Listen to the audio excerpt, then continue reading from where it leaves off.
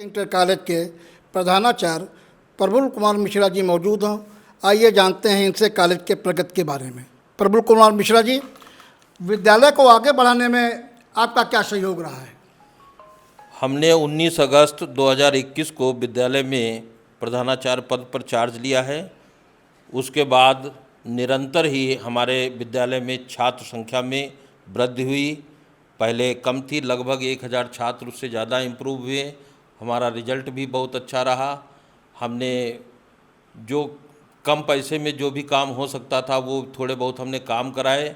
विद्यालय का सौंदर्यीकरण कराया और बाग बगीचा, गार्डन ये सब मेंटेन की तथा पढ़ाई की विधिवत व्यवस्था की और हमारा शिक्षण कार्य बहुत अच्छा चल रहा है।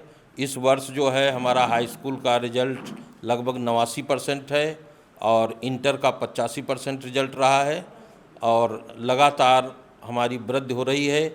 लेकिन हमारी छात्र संख्या के अनुरूप विद्यालय छोटा पड़ जाता है, इसलिए हमेशा से 2 पालियों में ये विद्यालय विगत जो है 40-45 साल से 2 पालियों में चल रहा है और किसी भी जनप्रतिनिधि ने ये प्रयास नहीं किया कि विद्यालय जो है एक पाली में चले। अगर उतने शिक्षण कक्ष मौजूद होते तो विद्यालय एक पाली में चलता है तो बच्चों को पढ़ाई के लिए समय अधिक मिल जाता है और उससे हमारा रिजल्ट और भी सुंदर हो सकता था। हमने विज्ञान प्रदर्शनी में राज्य स्तर पर गए हैं, खेल में राज्य स्तर पर गए हैं और विज्ञान प्रदर्शनी में हमने पिछले साल स्टेट भी जीता है और हम अब जो है राष्ट्र स्तर पर उसमें जा रहे हैं प्रतियोगिता में। आप अक्सर ये देखते होंगे या सुनते होंगे शिक्षा का स्तर, शिक्षा के स्तर को लेकर अक्सर डिबेट और चर्चाएं होती रहती हैं। आपके विद्यालय में शिक्षा का स्तर कैसा चल रहा है, कुछ इस पर प्रकाश डालने की कृपा करें। शिक्षा का स्तर हमारे यहाँ गुणवत्तापूर्ण है, जिसके कारण हमारे बच्चे आईआईटी में, कई बच्चे जो है आईआईटी में सेलेक्ट हुए। इस बार सीयूईटी में चंद्रशेखर आज़ाद कृषि प्रौद्योगिकी विश्वविद्यालय में भी हमारे कई बच्चे जो है सेलेक्ट हुए हैं और हर साल हो रहे हैं। और बहुत से पुलिस में अभी जो भर्ती हुई है, करीब 25 बच्चे जो है हमारे विद्यालय से, जो पूर्व छात्र थे 25 बच्चे जो है पुलिस में हमारे सेलेक्ट हुए हैं। अग्निवीर में हमारे बच्चे सेलेक्ट हुए हैं। इसके अलावा मोहाली में जितने भी डॉक्टर्स हैं सब हमारे विद्यालय और हमारे पढ़ाए हुए सभी डॉक्टर प्रेजेंट टाइम में सभी हमारे यहाँ से पढ़े हुए हैं। जवाहर जेएनयू में जो है इस समय श्री राम सागर मिश्रा जी भी हमारे स्टूडेंट रहे हैं, वो जेएनयू में इस समय प्रोफेसर हैं और बीएचयू में भी हमारे विद्यालय से पढ़े हुए वहाँ पर भी प्रोफेसर हैं। इस प्रकार से देश के बहुत से भागों में बीटेक आईआईटी से करके विदेशों तक में हमारे छात्र जो है इस समय अपना अच्छे पैकेज में पैसे कमा रहे हैं और विद्यालय का नाम रोशन कर रहे हैं। आपके विद्यालय में इस समय मुख्यमंत्री अभ्युदय कोचिंग चल रही है, क्या इस कोचिंग के छात्रों को भी कहीं जाने का अवसर प्राप्त हुआ है? अभी कोचिंग हमारी पिछले साल गत वर्ष जो है श्री माननीय विधायक श्री शशांक जी के प्रयास से प्रारंभ हुई है और जिससे अभी कुछ बच्चे हमारे सिलेक्शन पाए हैं, लेकिन बहुत अच्छा रिजल्ट नहीं रहा है। लेकिन हम प्रयास करेंगे कि इस वर्ष जो है कुछ अच्छा रिजल्ट आए और उसके लिए जो है हमारा जो है कोचिंग पुनः जो है इस बार प्रारंभ हो गई है।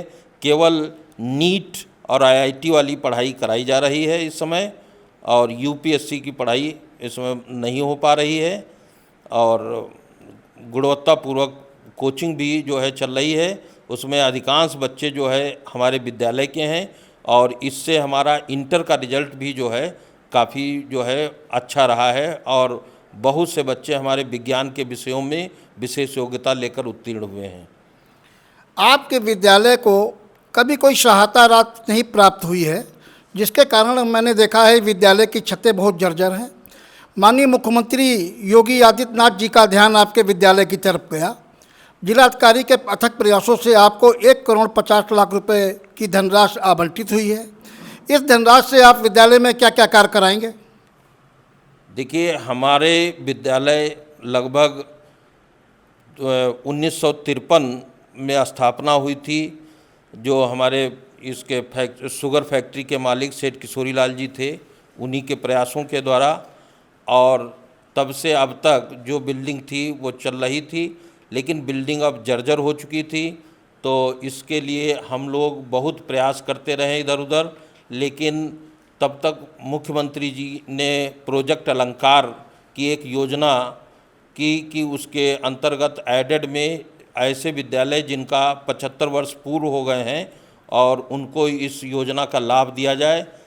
तो हमारे यहाँ पीसीएस का एग्ज़ाम था, तो जिलाधिकारी महोदय आए हुए थे और हमारे जिला विद्यालय निरीक्षक महोदय थे, और उन्होंने विद्यालय के संबंध में शिक्षण कार्य, अन्य कार्यों सब डीएम साहब ने बात की, और उसके बाद हमने उनसे रिक्वेस्ट की कि हमारा विद्यालय 2 पालियों में चलता है, अगर हमारे पास बिल्डिंग हो जाए तो हम 1 पाली में करें तो और शिक्षण व्यवस्था और हमारी बेहतर हो सके।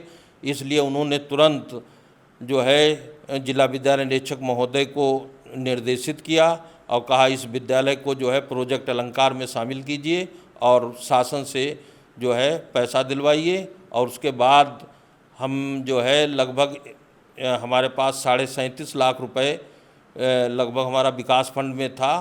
उस आधार पर हमें शासन से फिर 1.5 करोड़ रुपए जो है का एस्टीमेट बना, और उतना कार्य होना। इसमें विद्यालय की पूरी रिपेयरिंग होगी, लिसाई और पुताई, पेंटिंग एंटिंग होगी, और उसके अलावा 7 कमरे बनेंगे, 1 कम्युनिटी हॉल बनेगा और 1 एनसीसी कक्ष बनेगा। तो इस प्रकार से ये इतना निर्माण कार्य होना है, लेकिन इतना बनने के बाद में भी हम 2 पालियों में विद्यालय नहीं 2 पालियों में ही विद्यालय चलाना पड़ेगा। इसलिए हमको थोड़े और पैसे की आवश्यकता पड़ेगी।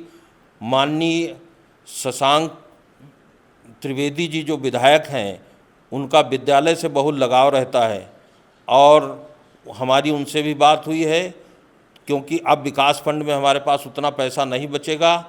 तो इसमें इस योजना के अंतर्गत 25% पैसा विद्यालय दे या कोई जनप्रतिनिधि दे, और 75% पैसा शासन देता है।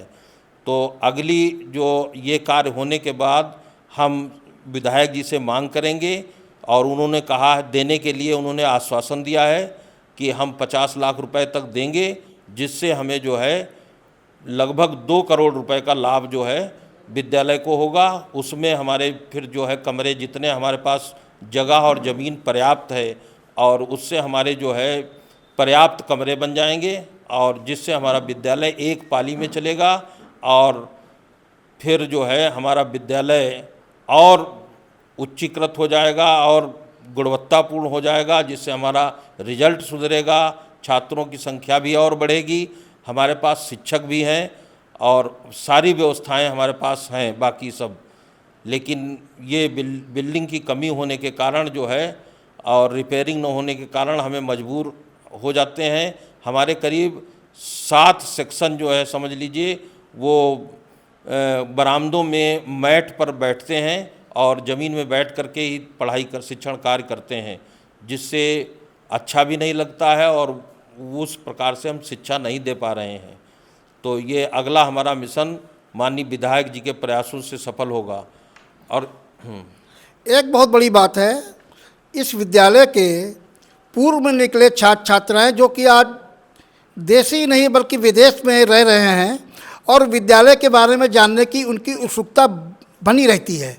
हमारे पास भी कई फ़ोन आते हैं कि विद्यालय की फ़ोटो दिखा दो, विद्यालय के कक्ष दिखा दो, पुराने जो प्रधानाचार्य लोग हों उनसे मिलवा दो। उन लोगों के बारे में आप क्या संदेश देना चाहते हैं जो लोग बाहर रह रहे हैं?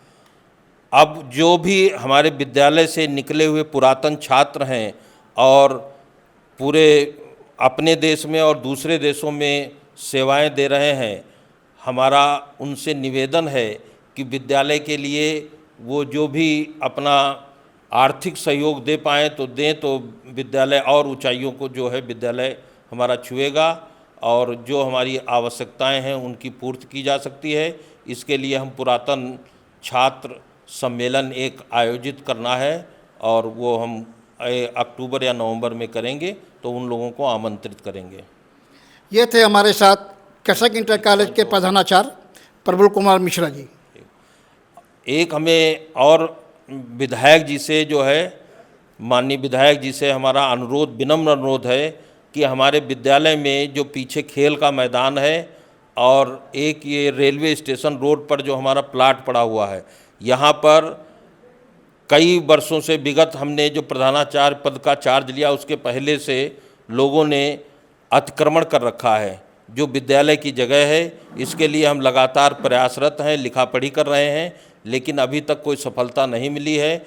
और विधायक जी से विनम्र अनुरोध है कि ये अतिक्रमण हटाकर विद्यालय की जो ज़मीन है, जगह है, उस पर विद्यालय का कब्जा करा देना चाहिए, ताकि जो है आगे आने वाले वर्षों में विद्यालय के सामने कोई समस्या न रहे।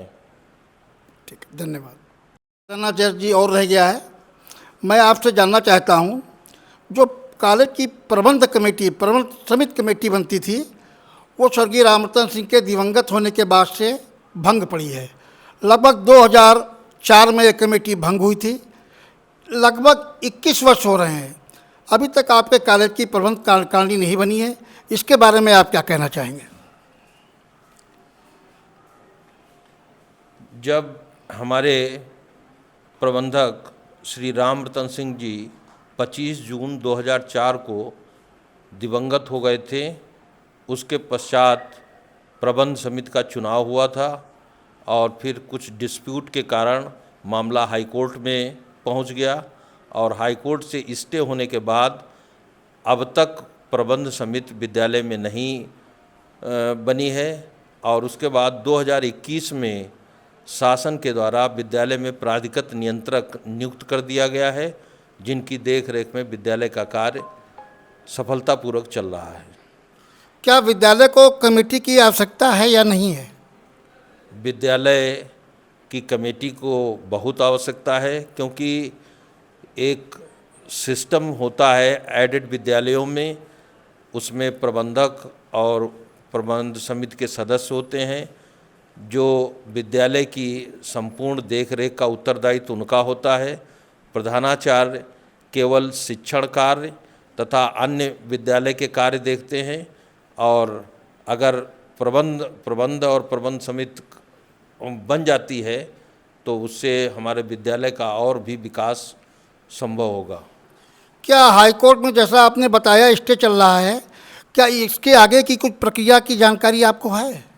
नहीं, इसके संबंध में हमें कोई जानकारी नहीं है। बस इतना उस समय जो संज्ञान में था, और ना प्रबंध समिति के संबंध में हमारे विद्यालय में कोई भी पत्राजात उपलब्ध भी नहीं है। ठीक है।